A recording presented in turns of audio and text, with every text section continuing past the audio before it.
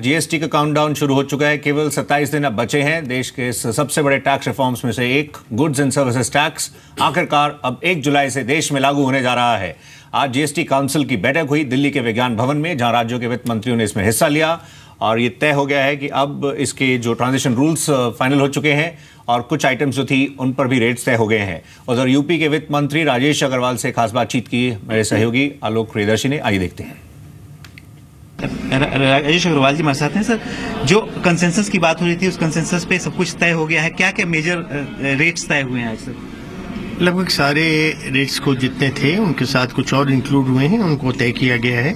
जैसे जो ब्रांडेड अनाज की चीजें हैं उनको हम लोगों ने जो है वो 5% पे रखा है और पूजा सामग्री जो है वो उसको कर मुक्त किया गया है। लेकिन उस कर मुक्त के साथ साथ जो है वो बताशा और मिश्री इसको 12% रखा गया है। अगरबत्ती 12% रखे गए हैं। अगरबत्ती के पीछे का अपना ऐतिहासिक अगर नहीं रखेंगे तो चाइना जो है वो यहाँ डंप कर देगा। हाथ से निर्मित माचिस जो है उसको 5% पे रखा गया है। बिस्कुट जो है वो 18% पर है। सारे बिस्किट वो जो सस्ते वाले होते हैं नहीं, ग्रेडिएशन वही है जी, वो 18% पर है। गोल्ड को लेकर सर बड़ा था कि गोल्ड की ज्यादा ना, आप भी कहते हैं गोल्ड के ऊपर 3% है। ये आपको लगता है कि 3% ठीक है? जो उससे जुड़े कारोबार से जुड़े हुए लोगों आगे भी नहीं, उनको राहत होगी और आगे भी होगा। सर, जो 1 जुलाई से डेट को लेकर बात हो रही थी उसके लिए कोई विवाद नहीं है? निश्चित रूप से जो है वो 1 तारीख से उसको लागू करने की बात। कोई नेक्स्ट बैठक का कोई आगे फिर होगा सर। तो ये अलग अलग जो राज्यों के वित्त मंत्री आए उनके रिएक्शंस आप देख रहे हैं। एक बार अहमदाबाद रुक करते हैं। भरत साहब बताइए, आपके क्षेत्र के समक्ष अब आपको क्या चुनौती दिख रही है? आप क्या चाहते हैं, क्या किया जाए? इन ब्रीफ रखिएगा सर प्लीज। टेक्सटाइल सेक्टर की चुनौतियां ज़बरदस्त बढ़ गई है। पहली बात तो जो इनपुट क्रेडिट की बात है, अभी तक जो स्टॉक जिनके पास है, व्यापारियों के पास में है, छोटे छोटे मैन्युफैक्चरर्स के पास में है, अब वो जो क्रेडिट इनपुट जो है वो, जैसा कि अभी तक जीएसटी काउंसिल ने 40% की बात की है कि 40% credit input will be given, तो ये 40% क्रेडिट इनपुट मतलब आज उसको 60% का नुकसान है। 40 से बढ़ाकर 60% किया जाएगा ये कहा गया है। अच्छा, 40 से बढ़कर 60% करा, लेकिन ये जो पहले यहाँ पर कभी टैक्स नेट में था ही नहीं, फिर भी 40% तो उनको भरना आएगा टैक्स जी। तो ये बैठे बिठाए उनको एक पनिशमेंट हो गई है। तो ये जो वस्त्र उद्योग जो है, टेक्सटाइल सेक्टर है, आज एग्रीकल्चर सेक्टर के बाद में इतने सर आपकी तरफ से क्या टॉप सजेशन है लेवल पे, आप क्या चाह रहे हैं एग्जैक्टली बताएंगे? लोग इसमें जुड़े हुए हैं जी, आप क्या चाहते हैं, क्या किया जाए? तैयारियों के अंदर नहीं, पहले बात तो जैसे मेरा जो रिएक्शन था कि इसका हम लोग स्वागत नहीं करते हैं। अगर जीएसटी काउंसिल इसको रिकंसिडर करती है और अगर इसको विड्रॉ करती है, तो आज 5% is not a big thing. 5% बहुत as a tax rate is very less. आज उन्होंने जो गवर्नमेंट ने डिसीजन लिया जीएसटी काउंसिल ने कि 5% जो टैक्स लगाया जाए, तो ये एक as a rate of tax बहुत वाजिबी है, लेकिन जो सिस्टम है वो बहुत कॉम्प्लिकेटेड है। Okay, right. हम लोग ये चाहते हैं अगर सिस्टम और सिंपल किया जाए और ही है जी। इसी पर जैसे आप कह रहे हैं टेक्सटाइल पर सर लंबी चर्चा के बाद आज जीएसटी रेट तय हुए हैं। सभी तरह के यान पर 5% जीएसटी लगेगा, वहीं रेडीमेड गारमेंट्स पर 12% रेट तय किया गया है। As far as fiber is concerned,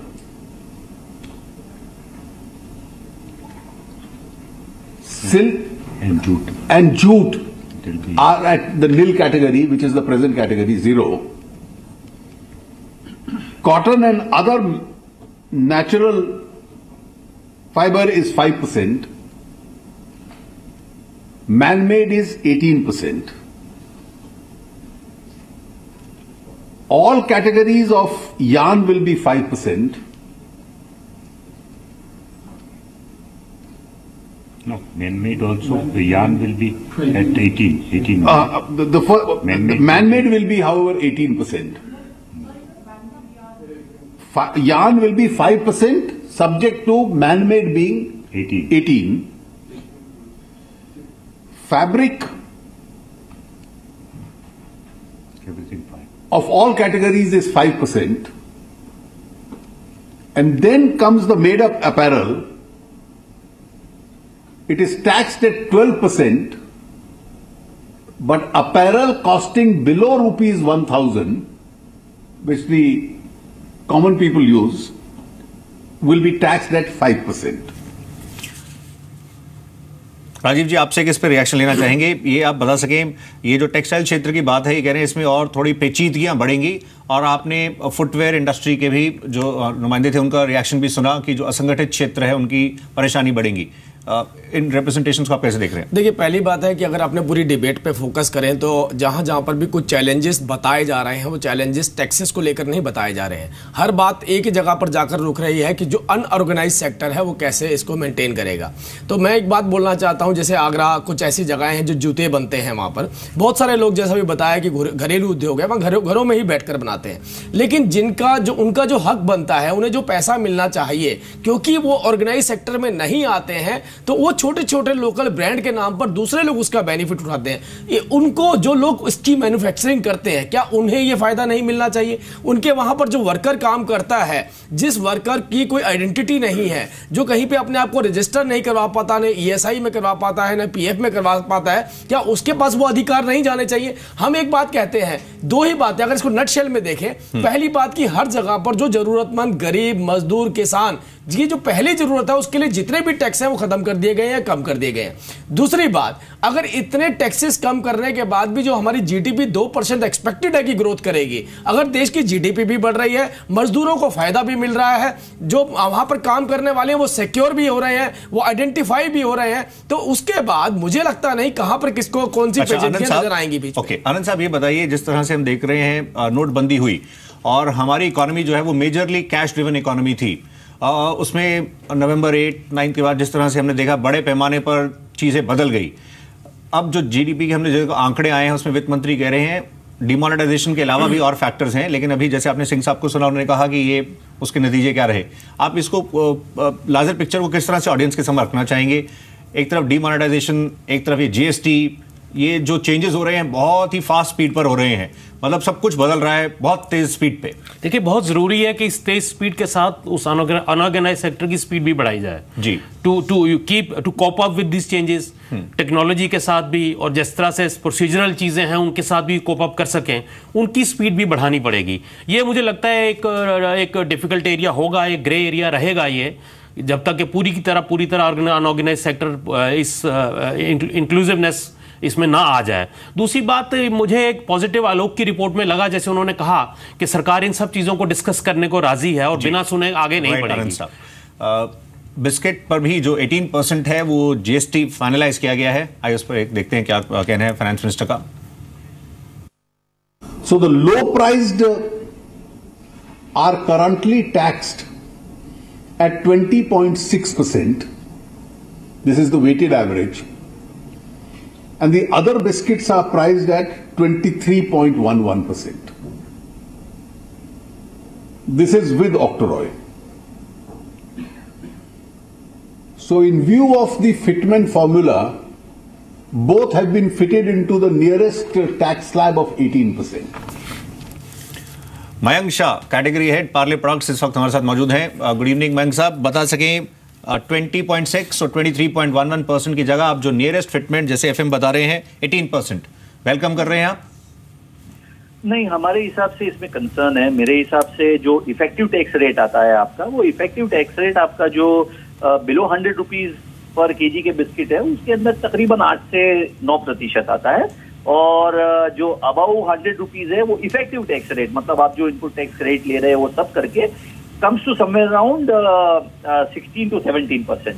अब वो ये गया है इसकी वजह से, because you have slotted them in same bracket, आपने एक ही स्लैब में दोनों को डाला हुआ है 18% के, तो ये होगा कि आपके जो बिस्किट है जो कि अब दोनों का जो इफेक्टिव टैक्स रेट जो होगा वो तकरीबन 12% के आसपास आएगा।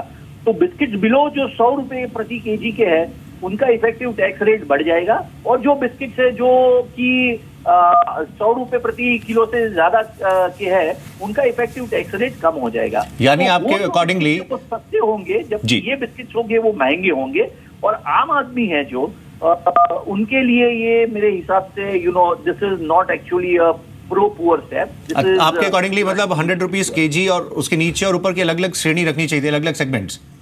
करंटली भी वही है, रखनी चाहिए थी, नहीं वो कंटिन्यू करनी चाहिए थी। आज 100 प्रति किलो के जो बिस्किट्स है उससे कम के जो बिस्किट्स है उस पे एक्साइज नहीं है, तो वो कंटिन्यू करना चाहिए था। और हमने यही गवर्नमेंट से याचना की थी कि भाई ये जो आपका फेवरेबल आपने एक मेरिट गुड कंसिडर किया है बिस्किट्स को, वो करना चाहिए। जैसे मैं बताऊं, अगर आपका ब्रेड है, ब्रेड जो अगर 0% है या वो एग्जाम्प्टेड है तो बिस्किट्स नहीं हो सकते। ब्रेड है वो तकरीबन 90 रुपए प्रति केजी होता है, 55 रुपया होता है, उसमें 40% वाटर होता है, मॉइस्चर होता है। तो अगर सॉलिड मैटर कंटेंट देखें तो 90 रुपए प्रति केजी होता है, और जो ग्लूकोज तरह के बिस्किट होते हैं वो 70 रुपए प्रति केजी होते हैं।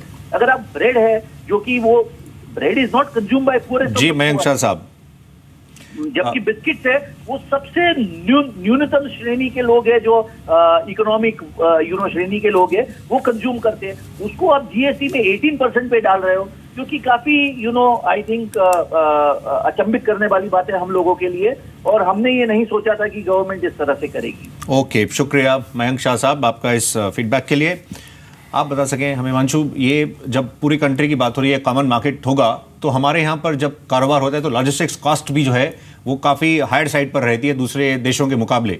इसको आप किस रूप में देख रहे हैं बदलते हुए, और आगे किस तरह से इस पर भी इम्पैक्ट होगा, कुछ राहत मिलेगी इस फ्रंट पर?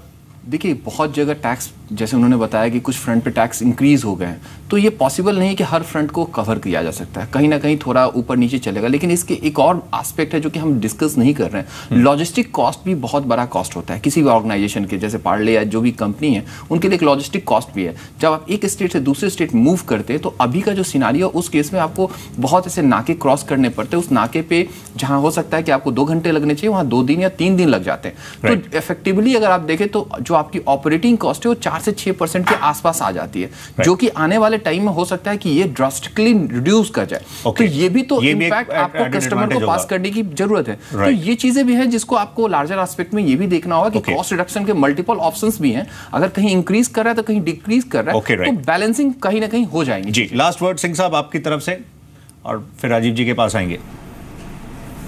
देखिए, जो भी मुझे फीडबैक जो भी फीडबैक आपकी आ रही है उसमें आई थिंक चार इश्यूज़ हैं, 4 मुद्दे हैं जहां ब्रॉड एग्रीमेंट है। एक तो है कि लोगों को कंसर्न्स हैं ये मल्टीपल टैक्स स्ट्रक्चर के, जिसके कारण भेदभाव के भी कंसर्न्स हैं। दूसरा जो कंप्लायंस के इश्यूज़ हैं, लोगों को लग रहा है कि कहाँ हम 2 रिटर्न्स फाइल करते थे 1 साल में, अब हमें 40 से ज़्यादा रिटर्न्स फाइल करनी है। तीसरी ये चीज़ है कि जो टियर 1 सिटीज़ हैं और जो बड़े उद्योगपति हैं भारतीय जनता पार्टी के जो दोस्त हैं, उन्हें तो इससे इम्प्लीमेंटेशन में ज़्यादा दिक्कत नहीं आएगी, पर जो टियर 2 और टियर 3 सिटीज़ के स्मॉल और मीडियम बिजनेसेस हैं उनको कंप्लायंस में बहुत दिक्कतें आएंगी, बिकॉज जो उनके टैक्स प्रोफेशनल्स हैं, एक तो लैक ऑफ क्लैरिटी है, अभी भी लैक ऑफ क्लैरिटी है, और फीडबैक भी यही बता रही है कि लैक ऑफ क्लैरिटी है। और आखिरी चीज़ जो मैं उसको आपका ध्यान लेके आना चाहूँगा कि अब भारतीय जनता पार्टी की गवर्नमेंट ने टैक्स अथॉरिटीज़ को बहुत पावर दे दी है। अब ये रेड और सीज कर सकते हैं विदाउट डिस्क्लोजिंग रीजंस। अब हमें पता है हिंदुस्तान का, अगर आप इतिहास खोल लीजिए, कि टैक्स अथॉरिटीज ऐसी पावर्स को अब्यूज पहले करता आ रहा है, अभी भी कर रहा है। इस स्थिति में टैक्स टेररिज्म का वातावरण बनता है। राजीव जी, लास्ट वर्ड आपकी तरफ से। देखिए, मैं एक बात का जवाब देना चाहता हूं। मैं इनकी पीड़ा को समझता हूं, क्योंकि पूर्व वित्त मंत्री के बच्चे सब शेल कंपनियों में लिप्त पाए गए हैं, भ्रष्टाचार में लिप्त पाए गए हैं। तो ये ऐसे सुझाव जरूर देना चाहते हैं जिनसे उनको कहीं ना कोई रास्ता निकल जाए और मिल जाए, जहां से वो निकलकर बाहर जा सके। हाँ, मैं ये कहना चाहता हूं कि ये टैक्स उन लोगों के लिए फायदेमंद है जो गरीब है, जो मजदूर है, जो किसान है।